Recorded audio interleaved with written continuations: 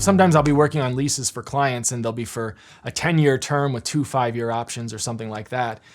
So my approach generally is to eliminate any possible ambiguity that could eventually come down 10, 15 years later that two different lawyers that might be working on this lease might not understand. Because the worst thing that could happen in a document is that two subsequent lawyers get involved, they look at the same clause or they look at the same provision and they disagree as to what it means.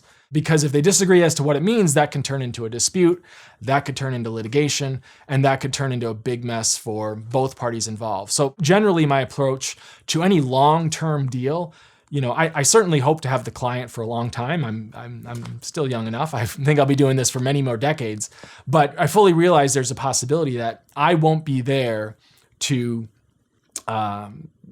at some point in the future on a long-term deal, like a long-term lease. So you just make sure that there's no ambiguity, all the words are clear, all the provisions are easily understandable. And, if there's something you don't understand, bring it up with opposing counsel saying like, I'm looking at this paragraph, I'm looking at this sentence. What do you mean by this? To me, it's not clear.